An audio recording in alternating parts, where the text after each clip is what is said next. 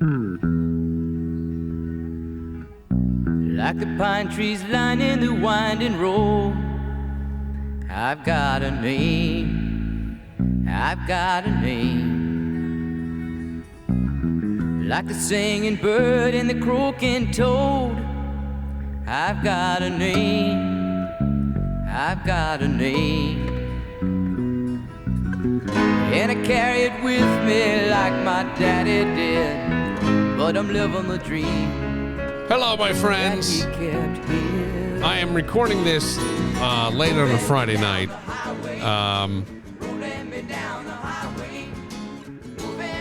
I'm not sure if anybody really gives a shit or not, but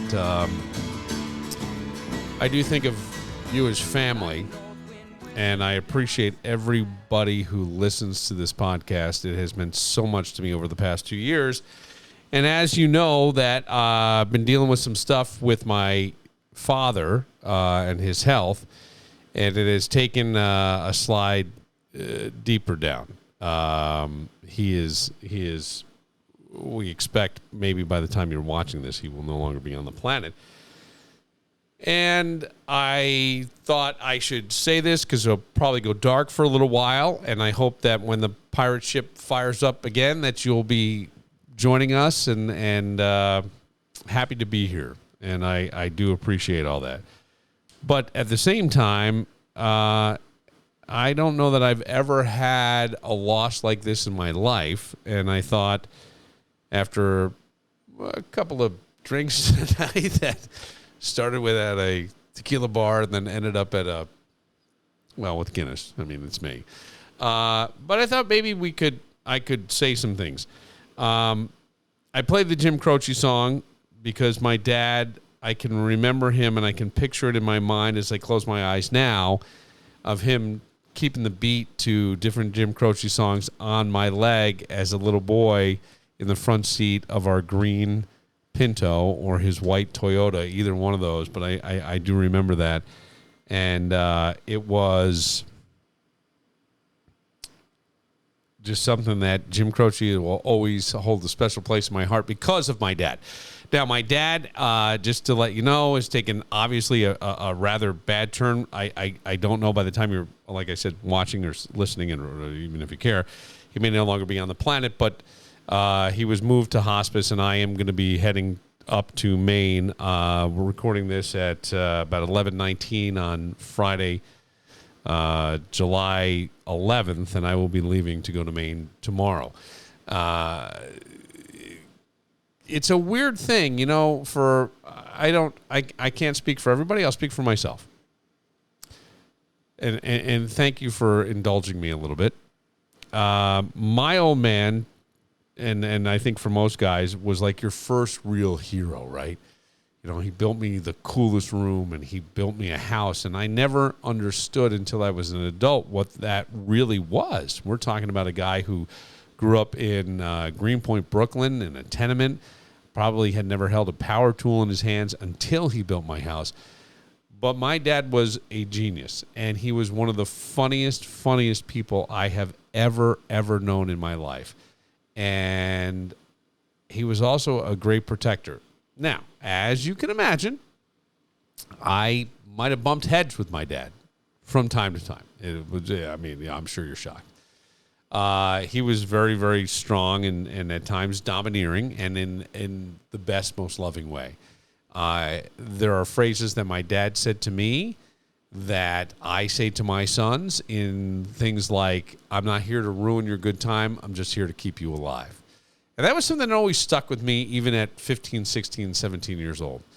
I'll give you this story, and this is going to be very brief tonight. And I again, thank you for even taking a second to listen. Can you imagine me? Like, I was voted most likely to be found looking for a party when I graduated high school. It's like, holy crap. I remember my dad being so mad when I graduated high school because he goes, "Dumber than you got all these scholarships, and you got nothing. I don't know whether to shake your hand or kick your ass." And if it wasn't for my mom's dad who stepped in and goes, whoa, whoa, whoa, whoa, it's graduation day. Let's just let it go. Yeah, my dad was not happy. I was not a great student, but I did very well on some standardized tests and things. So whatever. Means nothing at this point. But my dad was a great protector. And he would always say to me, your father's not dead. And there was a time where, as I told you, I had most likely to be found looking for a party in the yearbook. That was my honor. There was a party, and where we lived, while rural, was also a little bougie, meaning that a lot of people from New York City, since it was 90 miles out, would have country homes and things and weekend homes that they would come up to. And I do remember a friend of mine threw a party, and they did it on a space that they knew the people weren't going to be there for a while. Maybe one of our friends watched their kids, or I don't know, when they did come to town. I did not attend that party, but there was property that was damaged. And the state troopers, and I've told this story before, so I'm sorry if I'm being redundant. The state trooper came to my home and said, hey, Bill, like to talk to you about the party. And my old man, my dad, was right behind me. Now, I want you to think about this. You have such a reputation for partying that the police are coming to talk to you about property damage, even though they're aware you did not attend this party.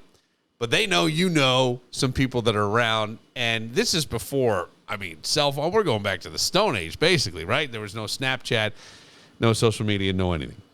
So he says, Bill, I'd like to talk to you about it. And my father said, no, you will enter the house. And we had this big formal living room with an oriental, I don't even know if you can say that. Can you say that? It was like a Persian rug in there and big wing-tip chair, like chairs with wings on the back and all this. Very formal living room. And my father said, you sit down, and the guy goes, hey, Bill, listen, I just want to know if you know anybody who's at the party. My father said, excuse me, you will address him as William. And I don't remember much after that. I just remember that. And when the officer, poor state trooper, right? He's just trying to do his job and find out somebody's pissed off their property got damaged. You can understand. And thankfully, I was not at the party, and I may have known something, but shit, I wasn't saying anything. And my old man kind of had my back on that. And after he left, he said, your father's not dead. My dad has, even as an adult, bailed me out of situations over and over again. I'm not sure if that's a good thing or a bad thing, but I know it's a loving thing.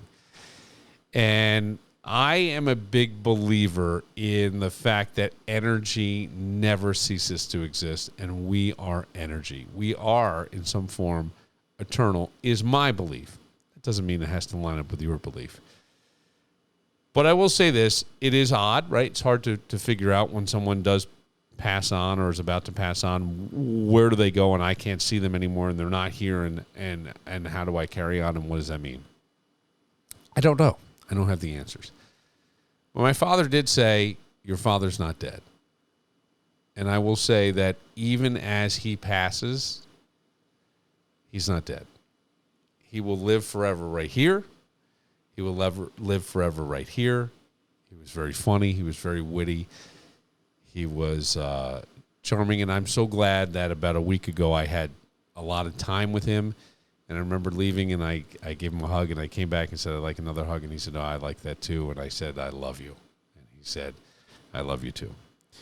And so for anybody who's ever gone through this or is going to go through this at some point, because we all will, I say, just remember, it doesn't die. Your father's not dead. Your mother's not dead, but your father's not dead. He lives right here. And that's something that I will hold forever. The wisdom, the grace, the critical thinking that he instilled upon me and my siblings will be forever that. And I thank you for indulging me. I hope I'm not coming off too sappy.